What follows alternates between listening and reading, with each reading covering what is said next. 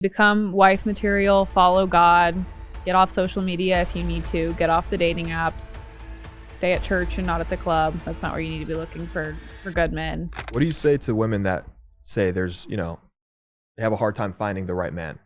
Or they're like, oh, your relationship is not realistic because there's not, any good men out there, things like that. Great question, yeah. Well, number one, they have this mindset already that all men suck because it's so pushed by feminism. Is like, we must hate men. They all suck. It's so rare to find a good one.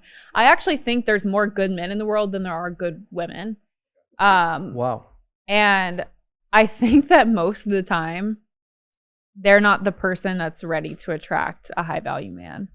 They're probably like, are you at church or are you at the club? I was gonna say they're looking at the wrong place. Wrong place, yeah. So any tips for those women, what they can do to better position themselves, that maybe they're it's going over their head. They're like, they're lost, they're suck. I mean, become wife material, follow God, get off social media if you need to, get off the dating apps, stay at church and not at the club. That's not where you need to be looking for good men.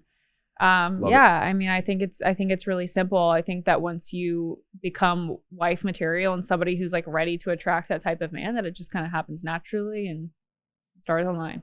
Amazing. I know you mentioned some of those already, but what do you think is the most rewarding part of being a traditional wife? Just the fact that my marriage is so healthy because I follow the roles that were designed by God, and it works. If you follow what God has ordained, it just works. Yeah. So you're big on gender roles? Yes. Okay. How do you see your role evolving as you get older? A lot of people say you're 19 years old, you don't know what you're talking about, you're immature. Why should I take advice from you? And what are your thoughts on that?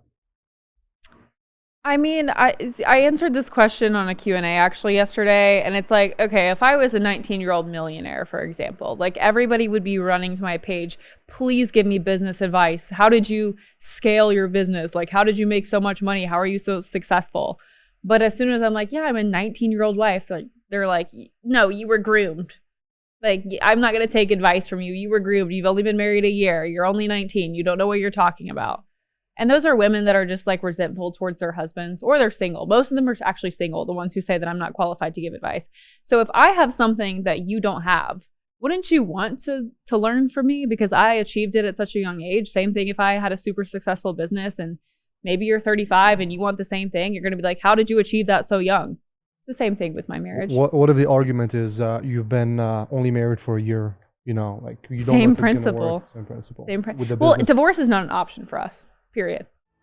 It's just not an option. No matter what. It's just so normalized in today's society that people are like, well, what if you get divorced? Like, have you thought of that? No, honestly, I haven't thought of it.